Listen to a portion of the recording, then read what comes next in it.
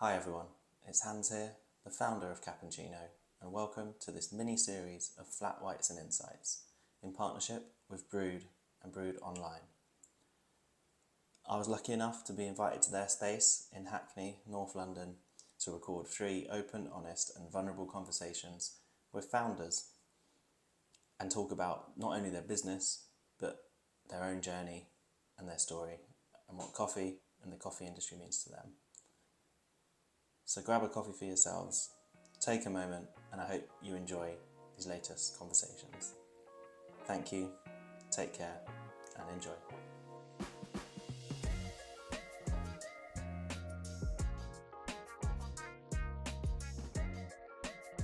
Sam, hi. Hi, how's it going, Hans? Yeah, Right. not too bad. Morning. Thank you for joining me here at Brewed Online. We're coming in the cafe here. No, it's nice to have you here. Got the authentic experience. Oh, you have, and, definitely. I know. I usually do this podcast from my kitchen, so it's quite cool to be here, in a cafe having a chat. Welcome change, yeah. Yeah, exactly. It's a different environment. Exactly. It's nice. It's nice. Come up to London as well, which is nice. Yeah, because you're down in... Didcot, so Oxfordshire, yes, of course. Oxford way. Yeah. But no, yeah. So we're here for a little chat. Yeah. But for those who don't know you, and for myself, really, can you give a brief introduction to who you are? Yeah. What you do? I'm Samuel. I've been working in coffee for, I think, about a decade now, maybe a little bit over, but Brewed Online is the current thing that we're working with here in Hackney, but also online. It's kind of iteration of what we basically during the pandemic we saw. We were all sitting at home. Yeah. And I was wondering, I've been working in coffee shops for such a long time, but wanted to get coffee at home. And I don't know, I was like fiddling around, figuring out what can I currently buy? Yeah. So I just typed in buy coffee online. And we didn't see any of the people that we worked with over the last 10 years represented online. All the small guys doing some great things for people, planet, and we just thought, why don't we just build it? It wasn't actually me, it was actually Bobby who said to me, I told him, I was discussing this idea with him. Yeah. I was like, isn't it funny how we don't none of our other people that we work with online? He said, yeah, that is funny. And then it was he phoned me up the next day and said, I've already started building the website. And then that's kind of how we got It's funny, isn't it, how almost you probably just in that conversation, as you were having it, the idea just formed, because you're like, it's brilliant for the community and for the general public to be able to, have access to the great coffee, but also for those suppliers, for those providers, it's a win-win for them as well, I imagine, because but also it's we just like working with them, and I liked working with Bobby as well, and we've always had a really good working relationship, and then just started chatting I went up and I went over to Leicestershire, met the St Martin's boys, and said that what we were doing, and they were like, it sounds like a great idea, and also we always thought, and we've thought of this about the project, someone's going to do it, so why not us, especially with all of our experience working with, in speciality coffee and the coffee sector. And also not wanting someone else who doesn't understand the coffee sector to do it. There's a risk that it's not done well. Yeah. And the main defining feature between us and I think every other service of its kind online is that we work in coffee, we work in shops, we've opened shops, we are 8 baristas in this shop who try all the coffees, and it's we look at our competitors and we go, they're approaching it from a different angle, and that's nice. But I don't think sometimes they get how the industry works, how especially our roasters want to work with us. Okay. And so that's what we took into account, because we built websites, we built systems, and they didn't work. Going back to our roasters and going how are you feeling our relationship is, or what we built, how are you responding to it? And they were like, we don't really like it. And we're like, fair enough. Yeah. It's good to know that. Okay, so what can we know early, so it gives you those times to. And so we've had a few iterations of the model and come to something that people enjoy using, and now we have people approaching us roasters approaching us and going, I really like what you guys are about, I like your values, I like also the coffee they got up there. Because that's also the problem, I feel not the problem, it's a challenge to have a service which is curated by baristas, opposed to just, I don't know, sometimes putting everything on the service. It's great that you've got 400 coffees or whatever, but do you have a personal relationship to that particular coffee? Like, do you know where it comes from? Do you know, are you chatting with a roaster and going, oh yeah, that batch, I wasn't sure whether that was like on point, and then you phone them up and you go, Jesus, I just had a cup of that stuff. That was amazing. They're like, oh, thank God. Like, and it's like that two-way thing as well, isn't it? Yeah. So they get the feedback from you, and I think connectivity is something that's so important, particularly throughout the whole coffee industry. I mean, I was just chatting with Sophia from Specialty, and she was saying about brilliant, about the same with tea, and maybe in coffee it's a bit more commonplace now, that almost it is the expected for a good, especially the speciality coffees, like, and people want to know like what they're drinking and where it's from, and it helps people within the industry as well, because you feel, you don't take for granted what you've got in front of you, like this cup of coffee that we're drinking. You think how much has gone into that. It's also, when it arrives here, it's being selected, like there's a specific system that we have to make sure that, and I mean, it's not completely fail-safe. Like, obviously, occasionally we have coffees which we go like, or we have roasters in and we kind of feel like there is, there's scope for them to, they're not quite in a place to currently be on the service for whatever reason, whether it's to do with, like, packaging is really important to us, like where we get our packaging from and how it's sourced and how it's recycled is important. So those are questions that we're all asking from roasters, and I think roasters are genuinely asking for themselves. But we also know it's a journey for them as well. They're finding out about like what packaging, what roasting facilities they're using, what delivery services they're using. All that stuff kind of comes into why we work with someone. And do you feel, a couple of questions. Firstly, I guess also it's great because if a roaster potentially comes on board and is part of the service, they can like use you as a sounding board as well. So that's part of whether you like they do more than well, we didn't like, know.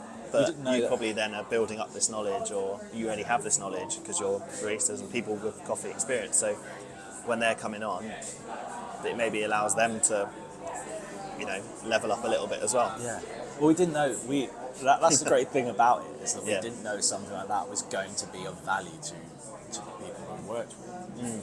But it's like I can get a phone call from most roasters who are asking how particular products are being, like how particular coffees are being received, and also like when compared to all of the other coffee roasters we go for, how is it being received against, like, what did you think of that? And the great thing is all of our roasters are pretty much talking to every other roaster, so it's like, it's not, it doesn't feel competitive as some aspects of the industry can feel competitive or kind of cliquey. And I've never liked that. I've always wanted to kind of refute that kind of approach to our industry and go, look, that might happen in a lot of other industries, but I think that's where the downfall is. I like the fact that we can invite people here to do cuppings, and then 3 other roasters will arrive for a cupping, and then you all go out for beers afterwards, and you get that sharing of knowledge is like super important to us. It's something as well Sophia mentioned, and I've noticed since, because I've never worked directly in the industry, but become involved through my platform. But you want to get behind a coffee machine. Yeah, we'll see. We'll see. Maybe as we'll see. But I've just noticed how small, in a good way, like it can feel in that, say, already. So I've been to London Coffee Festival a few times, some other regional ones, Bristol, Nottingham, but how much everyone knows everyone in terms of, and that's why I guess it's important to keep up that best practice and make sure you're doing things the right way. But it does feel like quite a supportive, welcoming community on the whole. In any industry, there's going to be, an element of, I work in other industries as well, and when you compare it, like coffee, I think has such a, I don't know where that comes from. I don't know how it's happened, but it is it's a so much more inviting environment. Do you feel, and this is something that someone asked me on my podcast recently actually, do you feel that there's many people who, grow up and they go, I want to work in the coffee industry, or it feels like a lot of people fall into it? And I don't mean that at all in a negative way. No. But in that it's one of those that people seem to, they find their way into coffee, whether it's they love the drink or they start in like hospitality, they start behind the bar doing like barista job, realise there's a passion there and go into it. But I think in a way that's quite nice because it means that on the whole, people who work in the industry, they really care about it. Yeah. And there's something that's obviously kept them there. Definitely. Rather than it being, going through school thinking, I'm going to get this profession and then I have to get this qualification, and then you feel you're almost on this path that you're not really the pilot of. I feel like with coffee, it's people fall into it and then they just realise how great it is. It's a realisation. Yeah, and most people in the industry have probably had that realisation, and that's why they're there, and that's why it has that community feel. It is a realisation. I think like a lot of people are doing other things. I mean, I suppose we have found it difficult to find the people over the years who arrive at that realisation and go, yeah, I want to be this. And I think it's important that you cultivate. I think it's important you cultivate variety in your life, especially when it comes to actually most things in your life, but work as well. Yeah. It's nice because then you have cross industry things that you can bring to other industries that you have. Yeah. You definitely learn different skills in different work environments. Yeah. And then the crossover and how you bring that, because I mean, for instance, we get a lot of artists. Yeah. And I don't know what the crossover is. I think historically there's always been we've employed artists who are then kind of doing the artistry at the same time as they're doing the coffee job. But I think there's I really like that crossover. Yeah. I like what artists are about, and I like what they bring into the shop and the space that they create by being in it. Yeah. And I think that's really valuable. I guess, you almost get this melting pot of all the skills that people are bringing with them into it. Exactly. And like with anything, to run any business successfully, you're going to have the creative people, you're going to need people who are, strategists, you're going to need people who then, make it happen. Yeah. You need people who are, financially minded, because I think that's the challenge as well. Hugely. Yeah. That's what I've fallen into. That's where a lot of my work is now. Okay. So, yeah. Which I never thought that I was going to end up doing, but actually it started out no one's taking on this responsibility, and then started doing it and started to realise, I think we can develop and definitely become more efficient if we keep an eye on these financial parts of the business. Yeah. Because if you take your eye off that in the coffee industry, especially with the fluctuating kind of markets that we're seeing now, and how quickly things can change. Or as soon as you think you're comfortable, as soon as you think you've made it, something will come in. Yeah, something comes on, which you've got to kind of relish that. I do. It's real tough, and what the government brought out earlier this year. It's difficult not to say that's not going to affect you, and so you've got to really delve into what they say and how that's going to impact you. It's a challenge, and everyone else is going through the same thing, so you've just got to kind of figure out how to best move through it and also pivot, adapt. God, I'm sounding like such a finance bro. It's all right. I in my role, my day job, I'm an office manager and finance administrator, so I kind of, sometimes find myself falling into this, this corporate jargon and stuff. But essentially, I fully appreciate, how important that is, and those roles that, if everything's going great and everything's ticking along, it's almost, it's not really being mentioned, and that's sometimes the jobs, where if it's being highlighted and it's a focus, there's often because there's a challenge there. But that importance. So I'm in a startup at the moment as well. So again, having to be agile, different. We work at it's an engineering engineering company, spun out from the Uni of Oxford. So they've got the founder and CEO was doing a postdoc in the labs, and then they've got this technology. Again, how much I can say or not say about it. And so it's exciting to have joined at this stage where they're now looking to commercialise, get their first customers, and putting from lab to market is kind of the way that it's often spoken about. It's exciting, but then just how quickly things can change, dynamics. Even I've only been there just over 3 months now, but already few things have gone through cycles and we're like, yeah, we're going to do this. Actually, but you've got to be agile sometimes to change. And Massively. it's exciting to feel connected to something and feel the passion. I think sometimes in a big organisation, you get so removed from that you get lost in the day-to-day. Like you're a part. You're a cog. Yeah. Startups, like, it's raw. It's raw every day you go in. Yeah. Because you also probably don't have the sort of funding you really need to get it done. There's always that, there could always be more money. There could always be more funding. There could always be more funding. I think for those senior team, but half their time is just spent writing grants and getting funding. Yeah. I mean, we're quite, the fact that they've been able to bring myself in and a few others, like we recently got quite a successful funding round, but now it's like, okay, it's now or never in terms of we've got to make it happen now before the money runs out. But it's great that I would say anyone who is starting out, like affiliations, who you team up with, and what sort of like companies that you enjoy working with. Like, if you can get that, I think you're on your way already, because there are so many companies out there who are wanting to band together, or there are loads of companies who can facilitate that sort of job, company progression as well. Yeah, definitely. And it's being in the Oxford area, there's a lot of science startups, and there's so much going on. It's the perfect place for it. Yeah. But it's interesting. But you can see, it's great to feel like as well that what you're doing, you see the impact of it. Yeah. And that's great. And feeling valued. I was speaking to Ryan from Blendsmiths this morning, and he said something that he loves is at Blendsmiths, he really wants to make sure that everyone feels they can have that little entrepreneurial side to them. Yeah. And like people can bring ideas to the table. Yeah. Yes, they're not all necessarily going to happen, and there's still got to be some direction and strategy, but one of the worst things is if someone feels they're not allowed to be the best version of themselves, or feel like they're being quashed a little bit. Yeah.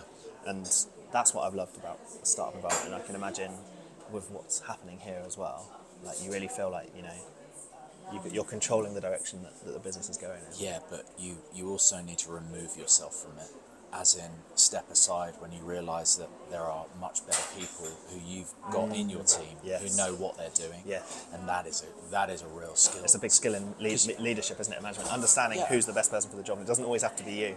But the point is that when you hire, because it's you don't create the business. We all create the business. Yeah. And that's the important thing to keep remembering, especially when you hire people who are significantly better at things that you aren't. Yeah. And it's to identify that and also develop that with them. And it's been a huge learning. That's been a huge learning curve for us, and like stepping out of the way and getting some. But also like it allows people to, because people want that tangible feeling of getting stuff done. Yeah. Looking at something, a project that they promoted, and going like, I had that was that feeling of ownership in it as well. Yeah. And it's aspects of it, and it's like, for me, and Bob as a founder, it's about finding people who are doing that, who want to grow with us. Yeah. Really want to like take on responsibility for what we're all trying to achieve. Yeah. And head in that direction. Yeah. And that is really difficult sometimes as someone who's put so much of their time into it, and finances, personal finances and otherwise, to then suddenly kind of go, trust the process and let everyone having to allow yourself to let go of a little bit of it as well. But also a liberating experience when you go like, actually no, I trust these people. Yeah. Really, like, and I really enjoy the work that they're putting together. And yeah, it's exciting. And when it works, it just feels so good. Yeah. Hell, we're all. Yeah, it's a huge buzz. It's a huge buzz, and to see where Brewed has gone in the last year alone, with the highs that we've had, like, and also we're not taking on funding. I'm not saying that we are against that. It's just something that we've seen in other companies around us who have taken on funding, and a lot of the values that you hold dear seem to go by the wayside when that happens. It's conversations having with someone as well about you obviously need it to be financially viable, and you want the investment or the backing or the funding, but at what point does that pull you away from the why? Yeah. Why did you start this in the first place? And if that's coming in. Yes, you can grow, but it's moving you away from what you set out to achieve. Yeah. It's a difficult balance. It's a difficult balance, but also you as a kind of, like, what is your idea of success? Like what That's true. and for me, like, I get to get up most mornings and I go to work with my best mate every day. Yeah. You know, for me that is a wonderful feeling. Yeah. You know, and I live near the shop where I work, so Yeah. I get up and I cycle 7 minutes over here and I meet the team that I love working with, and you go, that's it, right? Yeah. And I remember when I was younger, I had all these like high flighty ideas about having a massive, like having 10 shops across, you know, the UK and stuff, and you go like, yeah, but a lot of stress, a lot of problems, a lot of intangibles, a lot of risk, and it goes. And what do you and Yeah. would that make you happy? I guess is Would the question. that make you happy? Whereas if you can find the little, like these small happinesses each day, where you enjoy working with your best mate and enjoy what you're doing, because that's it. Like I keep asking myself, am I enjoying what I'm doing here? And it's like, yes. The answer is yes. And it's growing. Yeah, it might be growing organically, and it might be growing at a slower rate that some kind of like investor or VC firm they want to see this or that, and you go like, yeah, I know, but that's not what we're doing. We're doing here just yet. And I hope we can like maintain those values. I really do. You know,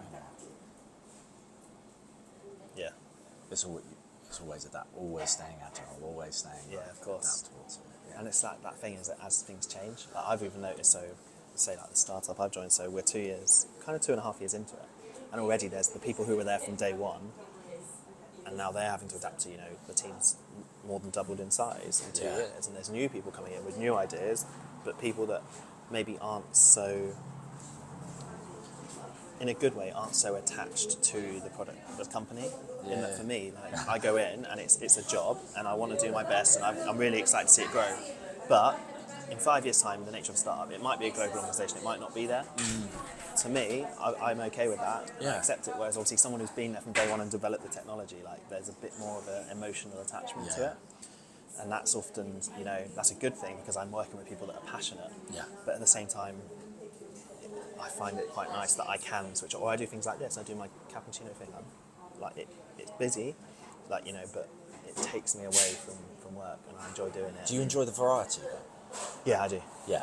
It's Me nice too, to just have something different going on, because I mean, so I have my day job, I do this, well, I'm trying to, like, you know, record podcasts or spread mental health awareness, and then I'm also on the board at my local football team as well. So That's so great. like so it's a great variety, and also for me, coffee and football are my two like real like passions, I would say, outside of work, and I'm able to combine both of them and use my passions to work on my purpose, which I feel is like the mental health awareness. So that's something that like I kind of coined, and I remind myself it's like, and also with this and with the football, they're both voluntary, so if I need to, I can step away. Yeah. But actually, although maybe they make me a bit busier, I think it helps give me that balance with work, because I'm not. It gives me something to focus on, where I feel like I'm making a difference, and I've made incredible connections and friends through the coffee community, through the football community, and people that are totally away from what I do for work. Very different communities, that football and that coffee community. It's quite different, and that's quite nice as well. Yeah. And then every now and again you get someone who overlaps, like Ryan from Blendsville. I didn't even know he had his whole football background. So he's a huge football background. Yeah, so that was brilliant. But again, you just never know until you speak to people. And I think that's what's great about maybe putting yourself out there and going into something that might seem uncomfortable, might seem unfamiliar, but you never know what you're going to get from it. I do like finding all of those, not secrets, but those interesting I know what you mean. facets about and stuff people that who people work. maybe even don't want to. I love as well. People maybe don't go and shout about it because they even don't think it's that interesting, maybe. But then to someone else, it's like, everyone's got their story, and I think it's really cool just to hear about it. My friend was talking the other day, and her brother, he's a stained glass window maker, but just does it part time. Yeah, it's like. That's pretty. That's such a cool. Yeah. Yeah, he's like, I'm not. I don't charge for it, even though like what he's just like, I just love it. He enjoys the process of doing it. So a customer to him is just actually an opportunity to do some more stained glass windows. Yeah. I was like, that's brilliant. Any sort of, any ways in which you're doing that, it's just great. Yeah. No, awesome. But I feel, to be honest, we've covered a fair bit of what happiness means to you. It's a question I ask everyone. Oh, really? Yeah. So Oh, I feel like know. you answered that when you were speaking about what you've got at the moment with like working with your best mate, doing something that feeling connected to what you're doing. But I mean, I'll open it up again as what does happiness mean to you as a broader sense, I guess maybe. Yeah, broader sense. Yeah, I always say this because I think I always say this about happiness. I've said this for a while. Is that happiness for me is a Sunday roast with all of my friends and the people I hold dear around the big table. That's like goes back to like my early childhood memories with my family, where our house was like full of all sorts of people on a Sunday, and I love that aspect of it because it's happiness is like the people who you choose to spend this time with, and if I can create a work environment where I just love the people and whatever we're working towards, and also have a real because those overlaps are like become more and more. And you go, these actually turn into some lifelong friends, and Bobby, my business partner, brilliant man. I love that about the overlaps as well. I'm bringing that, moving away from where some people are like, get through work and then I can do that. If you're like, I feel like life's too short, and there's so much variety now. I think in terms of careers, options. Like maybe historically there was more traditional. These are the way you work. Like I think there's something out there. Like find a passion, and you can find it. I mean, like I say, for me, I help top that up with what I do outside of work in terms of this platform and then my football stuff. But at the same time, I really like, and I've realised, like, so I'm in operations, office management, I like seeing a business grow and growing a team. Yeah. And so I'm now in roles where I can just see that, bring people together. Yeah. And it doesn't matter what field it's in, really. And that's what I quite like about what I do as well. Like in terms of operations, every organisation's going to need operations as such. It's universal. Yeah, it's universal. And I've got a chemistry degree, so it's really cool that I'm able to... Chemistry degree. Yeah, I'll just throw that in right at the end. Yeah. I've got a chemistry degree, so that's why working for this spin out, it's like soft touch of going back into that. Yeah. And like it helps them, and I think that helped me get the job because they're like, although I'm not going to be in the labs doing the research, I understand what's going on to enough of a level and understand the realities of that world. But yeah, that's a whole other thing, my science background. That was Next podcast. Yeah. But people who listen will know, and it's been quite a big thing for me. That was what introduced me to mental health. Was I burnt out basically when I was on my PhD. Ended up not doing it. Yeah. And that was a whole thing of coming to terms with my identity just changed in like a day. Yeah. I'd gone from, this is me, I'm going to become a doctor, I'm going to become an academic, I'm going to be in the labs. But whose expectations was that based on? Mine. Yeah. All mine. All and yours. I realised that, and how freeing it was when I then told friends and family and loved ones, and nothing changed. Like they were still, they weren't friends with me because of what I was doing. Yeah. And I think it took me a long time to then come to terms with that change, but it really helped that I had the right group around me. And it comes back to what you answered about happiness, I guess. The people who would have been around that table, whatever my profession, whatever my career, they enjoy my company for who I am, not what I do. Exactly. And that's a big thing to remember for anyone. Don't spend your time doing too much for other people, and think about. But it takes time. It's a lesson to learn, isn't it? And you're like the things. You're not defined by what you do. No. Which sounds simple to say, but It's it's actually so so hard to live in reality. Yeah. And it takes a while to understand that, and then you go, actually, people that you love and hold dear don't really care whether they really don't. Yeah, they're just like, it's not like when we all get together at Christmas, we start talking about, what was your Q1, Q2, no one cares. No one cares, and that's the massive fallacy in all of this. It's like we're gravitated towards people. Yeah, we're social beings. Like humans are social beings, and Let's do more of that.